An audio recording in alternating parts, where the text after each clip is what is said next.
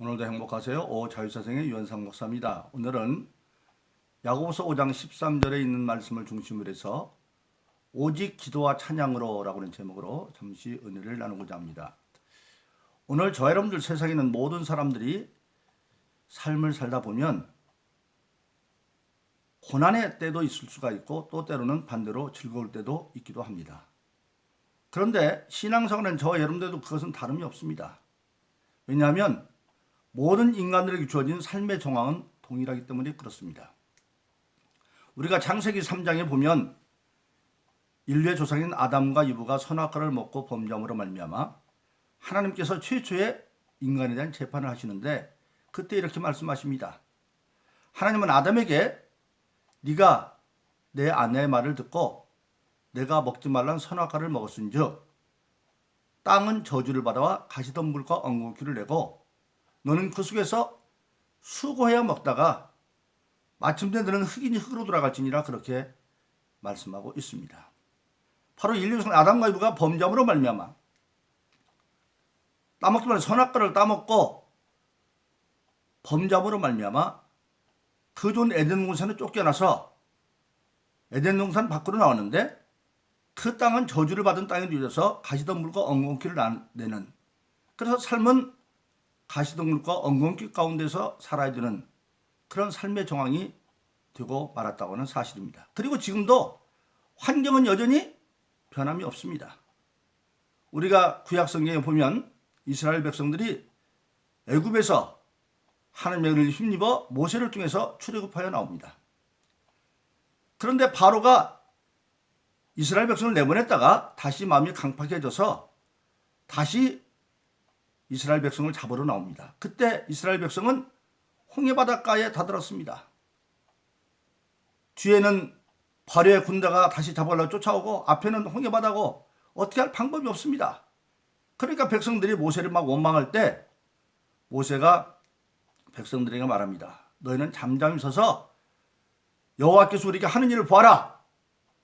그리고 그가 기도하고 홍해바다를 지팡이로 가르치니 홍해바다가 갈라져서 육지처럼 건너게 되어지고, 그런데 뒤따라오던 바로와 군대들은 이스라엘 백성들이 다 건너고 나니까 그들도 따라왔는데 그들은 다 수장되고 말아버립니다. 그런 대역사의 사건을 겪고 그 이스라엘 백성들은 하나님을 찬양하고 나의 반석입니다, 나의 산성입니다, 그렇게 찬양을 합니다. 그런데 그들 앞에 여전히 홍해를 건너가는데 앞에 있는 것은 수르라고 하는 광야입니다. 바로 그렇습니다. 하나님의 은혜를 맛본 자들도 삶 앞에는 광야가 있어요. 그게 바로 인간의 생존의 정황입니다. 그렇기 때문에 오늘 예수 믿는 저와 여러분들에게도 세상을 살다 보면 신앙생활을 아무리 잘해도 때로 고난하는 일도 벌어지고 그리고 즐거운 일도 함께 올 수 있다고 하는 사실입니다. 그런데 어떤 일을 당하든 간에 우리 시간에 다만 믿지 않는 사람과 다른 건 뭐냐면 그런 삶의 정황 속에서 하나님의 사랑과 예수 그리스도의 은혜를 힘입고 구체적으로 성령의 도움을 받아서 그러한 모든 상황을 극복할 수 있는 믿음의 능력이 우리에게는 주어져 있다고 하는 사실입니다.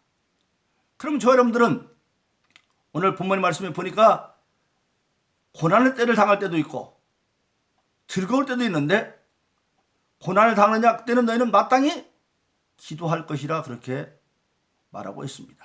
그러니까 고난이 닥쳐왔을 때 중요한 건 기도하라는 겁니다. 왜 기도하느냐? 기도는 하나님의 은혜가 임하는 수단이기 때문에 그렇습니다. 근데 우리가 기도하기 전에 먼저 알아야 됩니다. 이 고난이 왜 왔는가를 먼저 생각해야 되는 거죠.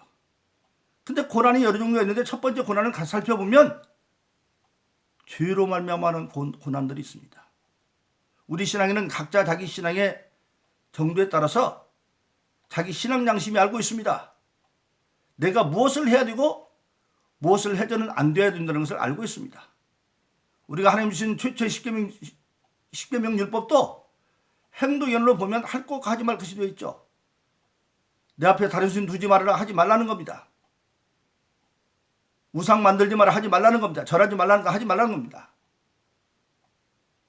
내 이름을 망령되이 걷지 말라 하지 말라는 겁니다. 안식일을 거룩히 지켜라 하라는 겁니다. 내 부모를 공경하라 하라는 겁니다. 또 이외에도 보면 도적질하지 말라, 살인하지 말라, 간음하지 말라, 거짓 다 하지 말라는 겁니다. 그런 것이 있듯이 각자 저러분의 신앙의 정도에 따라서 내 안에는 신앙 양심이 있습니다. 하나님의 성령이 나한테만 있기 때문에 그때 내가 마땅히 해야 할 것, 하지 않을 것들을 내 수준에서 알고 있습니다.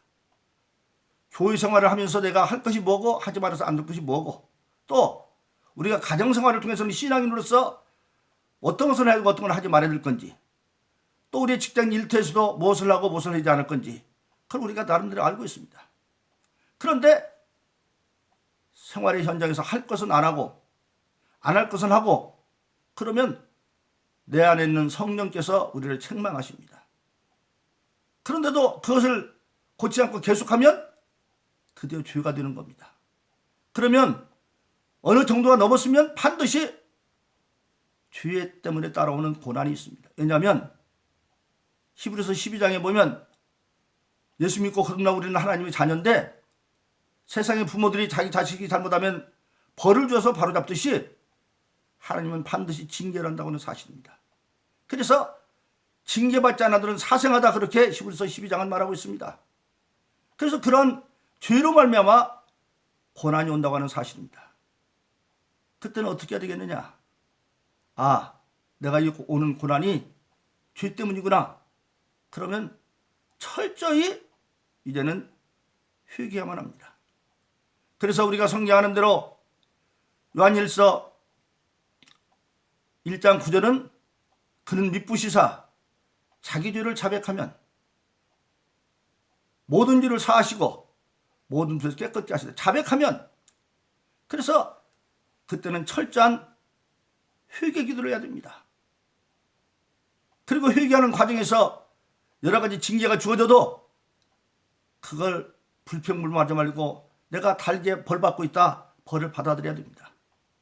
우리가 성경에 보면 그 다윗 왕이 사무엘하 16장에 보니까 통일한 게 왕이 되고 난 뒤에 그만 게을러서 새벽기도 할 때 새벽기도도 하지 않냐고, 또 그 왕들은 법이 나라에 전쟁이 나면 몇 년째 될 때는 왕이 친히 전쟁에 나가서 해야 되는데 왕이 나갈 출정일 때가 되는데 안 나가고, 그리고 기도의 사람 다윗이 밤새도록 뭐 했는지 눈 떠고 보니까 이미 해질녘이 됐습니다.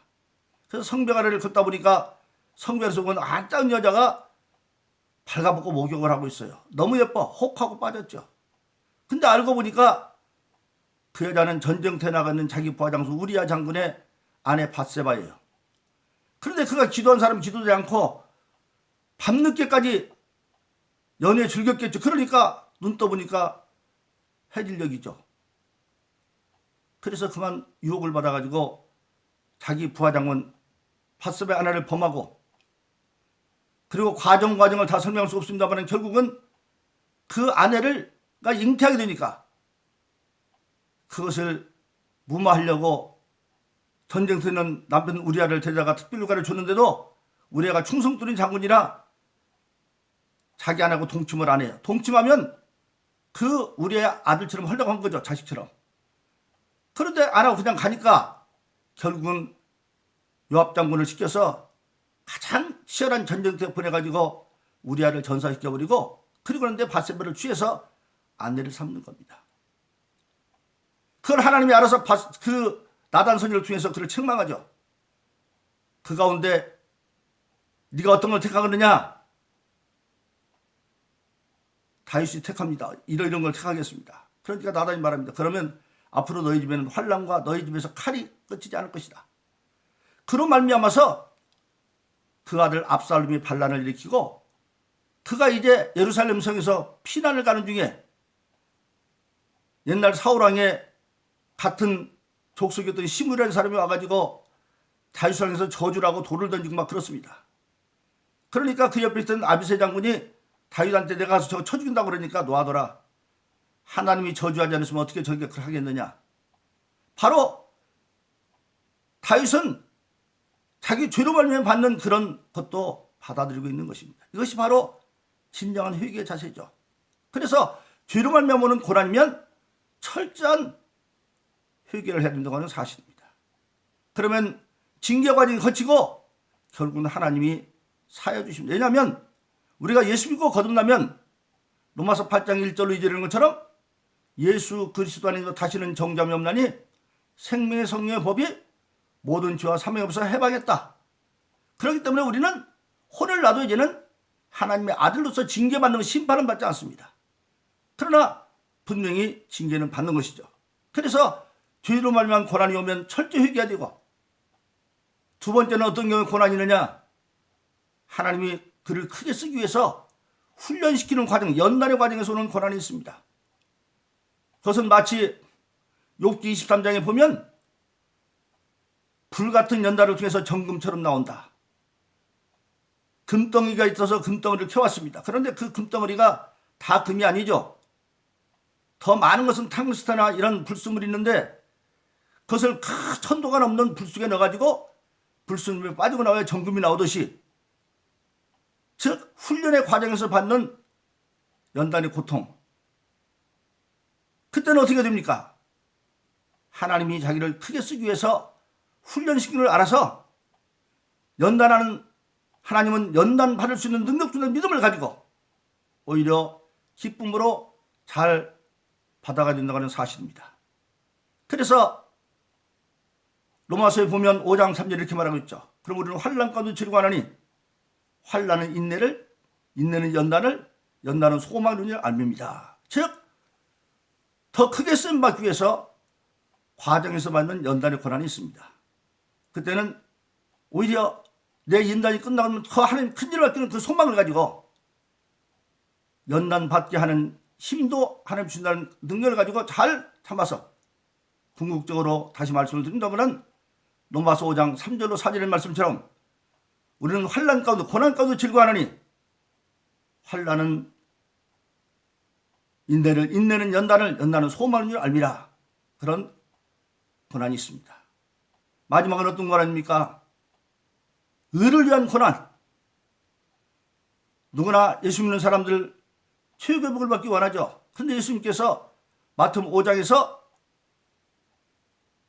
예수 믿는 자에게 주는 8가지 복을 말하는데 그 8가지 복이 최고의 복이, 마지막 8번째 복이 선자의 축복, 하늘에서 가장 큰 상을 받는 겁니다. 이 땅은 없어지만 하늘나라는 영원한 나라죠. 그런데 하늘에서 큰 상을 받는 거, 그건 뭐냐? 의를 위해서, 즉 하나님의 말씀과 사명을 이루기 위해서 세상 또 욕도 먹고 핍박도 당하고 거짓 증거 당하고, 그럴 때는 기뻐하고 즐거라. 옛날에 선지자도 그런 고난을 받았다. 하늘에서 상이 클 것이다. 그런 겁니다. 바로 성경에 나오는 많은 사도 바울과 같은 사도들이 다 그런 고난의 과정을 거쳤죠. 그래서 우리 모든 신앙인들은 이제는 로마서 8장에 있는 것처럼 하나님의 자녀면 그리스도와 함께 고난도 같이 받아야 된다. 그런데 땅에서 받는 지금 현재의 고난은 장차받을 영광과 비교될 수가 없다. 그래서 오히려 의를 이루기 위한 그러한 고난을 받을 수 있다고 하는 사실입니다. 실질적으로 하나님이 기뻐하는 일과 세상 일이 둘이 양립될 때가 많죠. 그럴 때는 우선적으로 하나님을 먼저 택하는 겁니다. 그러면 택하는 그 순간에 욕도 얻어먹죠. 그래서 예수님이 일찍이 마태복음 10장 20절 31절에 말씀하셨죠. 나와 복음을 위해서 아비나 어미나 형제나 자매나 자녀나 전토를 벌인 자는 땅에서도 아비나 어미나 형제나 자매나 자식이나 전토를 100배로 받되 핍박을 겸하여 받고 내세의 영생을 얻지 못할 자가 없다. 즉 예수님이 원하는 길과 하나님의 복음을 위해서 우선적으로 택하면, 이제 명절이 며칠 남지 않았습니다마는 부모들이 너는 부모도 모르냐, 형제도 모르냐, 그렇게 욕을 할 수도 있지만, 그러나 우선순위를 버린다는 얘기는 아주 버리는 우선순위를 바꾸라는 겁니다. 예수님이 마태복음 6장에서 말한 것처럼 먼저 그 나라와 그 일을 구하라. 먼저 구하는 거야. 그러면 그 모든 건 더해준다. 그래서 핍박을 받는 것 같지만 나중에는 어머니, 아비 같은 사람이 100이나 많아진다는 거예요. 형제 같은 사람이 100이나 많아진다. 그건 뭡니까? 어떻게 엄마 아빠가 100이나 많아지나요? 그건 어머니, 아버지처럼 나를 돕고 이해하는 사람이 100배나 많아질 거다, 그런 뜻입니다. 형제도 그렇고 자녀들도 그렇게 효도하는 자도 그렇게 많아질 거고 사업도 100배는 늘 거고, 그러나 핍박을 겸하여 받는 겁니다. 그리고 그뿐만 아니라 내세의 영생도 없고 하늘나라에 가면 가장 바람직한 요한계시록 3장 21절은 주님 말하죠. 이기는 자에게는 아버지가 나를 보좌하게 한 것처럼 나도 너를 보좌하게 앉게 해주겠다, 그렇게 말하고 있습니다. 그래서 이 의를 위한 고난, 그것은 우리가 소망을 가지고 순교순간 영달로 잘 감당해 나가는 겁니다.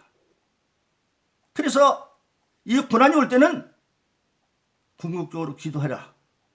야고보서 4장 있는 것처럼 4장 이전에 있는 것처럼 너희가 어찌 못하면 구하지 않으며, 그리고 히브리서 11장 9절은 분명히 말합니다. 하나님께 나아가는 자는 나아간다, 기도하러 나가는 거죠.